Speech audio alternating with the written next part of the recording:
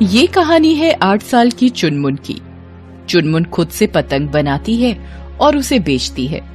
कभी किसी बड़े मॉल के बाहर, कभी किसी ट्रैफिक सिग्नल पर, कभी किसी स्कूल के बाहर तो कभी किसी पार्क में। पूरा दिन वो पतंग बेचती और शाम को अपने घर जाती। पतंग ले लो साहब, पतंग ले लो, नीली पीली हरी लाल पतंग ले लो। पापा मुझे पतंग दिला दो ना प्लीज, लाल पतंग दिला दो ना प्लीज पापा प्लीज। अरे बेटा तुम अभी बहुत छोटे हो, अरे पतंग नहीं उड़ा पाओगे बेटा। उनकी बातें सुनकर चुनमुन उनके पास आती है। मुन्ना को पतंग दिला दो ना साहब, वो उड़ा लेगा आराम से। अब तुम मुझे सिखाओगे कि ये पतंग उड़ा सकता है कि नहीं? चलो जाओ यहाँ से, हमें नहीं लेनी पतंग वतंग, जाओ जाओ। नहीं साहब, मैं क्या सिखाऊंगी, वो मुन्ना जिद कर रहा था इसीलिए। चुनमुन को वहां से जाना पड़ा। उसने पार्क में और भी लोगों को पतंग बेचने की कोशिश की, लेकिन सुबह से शाम हो गई, उसकी सिर्फ 2 ही पतंग बिकी।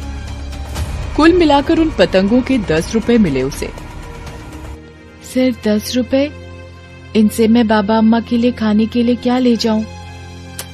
वो बेचारे मेरी राह देख रहे होंगे। कल भी उन्होंने पूरा दिन 2 बिस्किट ही खाया था। 8 साल की चुनमुन पर अपने परिवार की भी जिम्मेदारी थी। चुनमुन की माँ को कैंसर था, वो हमेशा बिस्तर पर ही रहती थी। पिता के साथ कुछ दिन पहले ऐसी घटना घटी जिसके कारण परिवार का सारा बोझ चुनमुन के छोटे कांधे पर आ गया। चुनमुन को आज भी वो दिन याद है जब एक दिन अब्दुल चाचा भागते हुए उसके पास आए थे। अब्दुल चाचा उसके पिताजी के साथ एक फैक्ट्री में काम किया करते थे। चुनमुन, चुनमुन। क्या हुआ अब्दुल चाचा, आप इस तरह हाफ क्यों रहे हैं? बेटा तू जल्दी से अस्पताल चल, तुम्हारे बाबा के साथ बहुत बड़ा हादसा हो गया है। जब वो बातें कर ही रहे थे कि बिस्तर पर पड़ी चुनमुन की माँ ने चुनमुन को आवाज दी। चुनमुन, बेटा चुनमुन, क्या बात हो गई? अब्दुल चाचा क्या कह रहे हैं? कुछ नहीं माँ, वो बाबा ने जरा मुझे फैक्ट्री बुलाया है। ये कहकर चुनमुन अब्दुल चाचा के साथ भागती हुई अस्पताल पहुंची। अस्पताल जाकर उसे पता चला कि उसके पिताजी बहुत सीरियस हैं, उनका ऑपरेशन चल रहा है। असल में उसके पिता जिस फैक्ट्री में काम करते थे उसमें अचानक जहरीली गैस का रिसाव होने लगा। लोगों का दम घुटने लगा। पूरी फैक्ट्री में अफरा तफरी मच गई। बाकी सारे लोग तो निकल गए, लेकिन चुनमुन के पापा अंदर ही फंस गए। असल में उस समय चुनमुन के पिता बहुत ऊंचाई पर चढ़कर कोई मशीन ठीक कर रहे थे। उनका भी दम घुटने लगा और चक्कर आने लगे। उन्होंने अपने आप को संभालने की बहुत कोशिश की, लेकिन वो संभाल नहीं पाए और ऊंचाई से नीचे गिर गए। उनकी जान तो बच गई है, लेकिन उनकी रीढ़ की हड्डी पर बहुत बुरा असर पड़ा है। अब वो पूरी जिंदगी चल नहीं पाएंगे। और क्या डॉक्टर साहब? और क्या डॉक्टर साहब?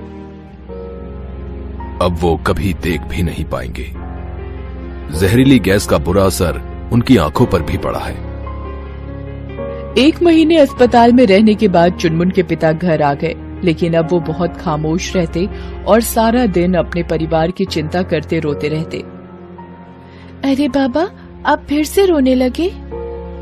क्या करूं चुनमुन, भगवान ने हमारी तुम्हारी किस्मत में इतने आंसू जो लिख दिए हैं। तुम्हारी माँ पहले से ही बिस्तर पर थी, ऊपर से मैं भी अब किसी काम का नहीं रहा।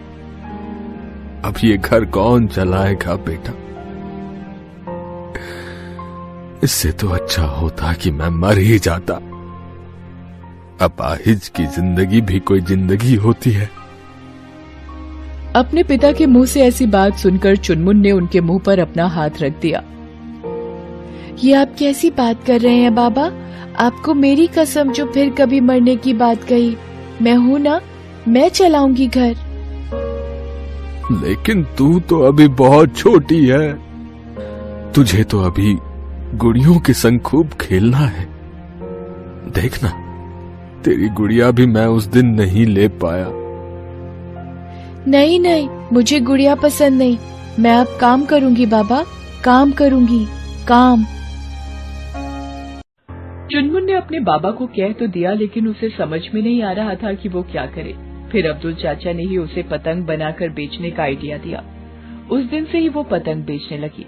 बहरहाल शाम हो गई थी। 10 रुपए से आज चुनमुन ने पोहे खरीदे और घर पहुंची। बाबा, बाबा, अम्मा, अम्मा। अरे तू आ गई बेटा। आज तो तेरे पतंग खूब बिके ना। अब तो मकर संक्रांति आने वाली है। हाँ बाबा, बिके हैं, खूब बिके हैं। तभी तो आज मैंने आपके और अम्मा के लिए पोहे लाए हैं। आप दोनों को पसंद है ना? हाँ बेटा, बहुत पसंद है। रुकिए, मैं आप दोनों के लिए प्लेट में लेकर आती हूँ। और अपने लिए? वो बाबा, वो मुझे बहुत भूख लग रही थी तो मैंने बाहर ही खा लिया। अच्छा किया बेटा, बहुत अच्छा किया। ज्यादा देर खाली पेट नहीं रहना, नहीं तो बीमार हो जाओगी। हाँ। चुनमुन ने अपने बाबा और माँ से झूठ कहा कि वो खा चुकी है। असल में बेचारी ने कुछ भी नहीं खाया था।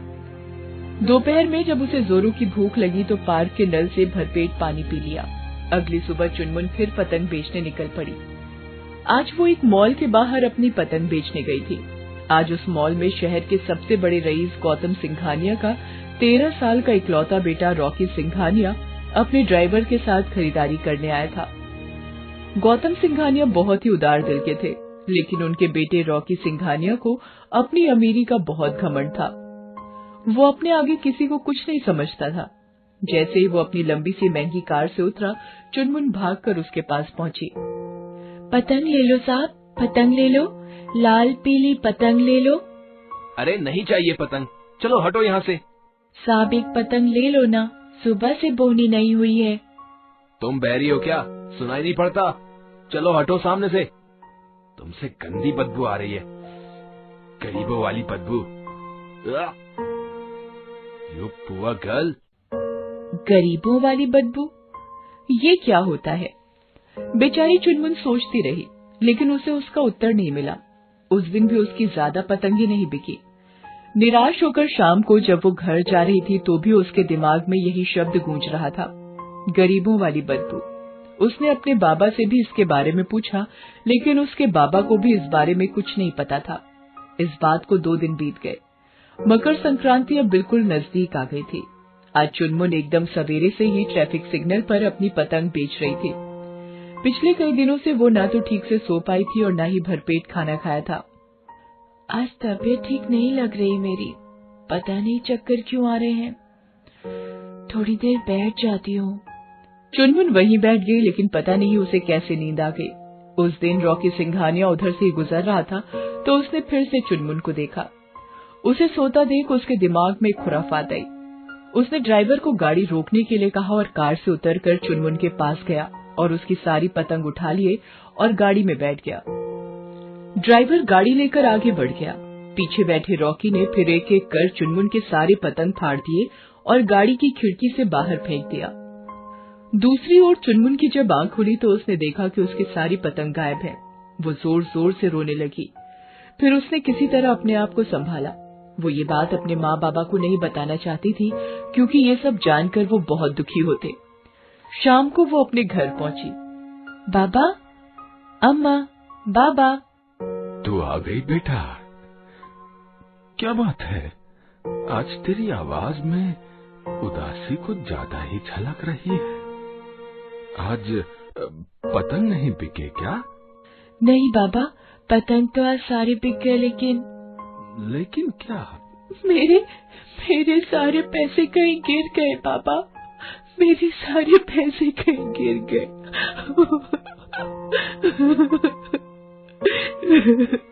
ये कहकर चुनमुन फूट फूट कर रोने लगी।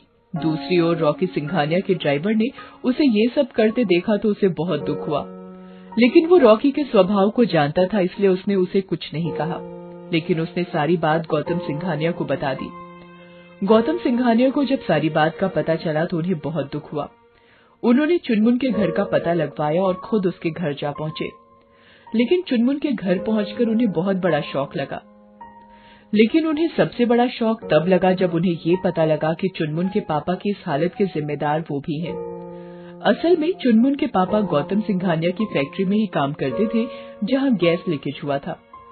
फैक्ट्री के मैनेजर ने उन्हें गैस लीकेज की बात तो बताई थी, लेकिन ये नहीं बताया था कि उस गैस लीकेज में एक आदमी अपाहिज हो गया था। अब तो गौतम सिंघानिया खुद को और भी दोषी मानने लगे। वो चुनमुन को लेकर अपने घर पहुंचे। रॉकी सिंघानिया ने जब उसे देखा तो, डैड, ये आप किसे घर ले आए? इस लड़की से गंदी बदबू आती है, छी, गरीबों वाली बदबू। गौतम सिंघानिया ने रॉकी के मुंह से जब ये सुना तो उसे जोरदार तमाचा मारा। डैड, ये आप क्या कर रहे हैं? वही जो मुझे करना चाहिए था। तुम इस लड़की को कह रहे हो कि इससे गंदी बदबू आती है? गंदी बदबू तो तेरे डैड से आनी चाहिए, जिसके कारण इसका ये हाल हुआ। तेरे बाप को तो जेल में होना चाहिए, जिसने इस लड़की को छोटी सी उम्र में दर-दर की ठोकरें खाने को मजबूर कर दिया। बेटा, मुझसे तो सब अनजाने में हुआ, लेकिन तुमने तो जानबूझकर इस बेचारी की पतंग चुरा ली। तुम्हें पता है, वही पतंग इसकी रोजी रोटी है। उसी से ये अपने अपाहिज और अंधे पिता और बीमार माँ की देखभाल करती है। गौतम सिंघानिया ने तब सारी बात रॉकी को बताई। रॉकी को अपने किए पर बहुत पश्चाताप होने लगा। उसने चुनमुन से माफी मांगी। गौतम सिंघानिया ने चुनमुन के परिवार की सारी जिम्मेदारी उठा ली।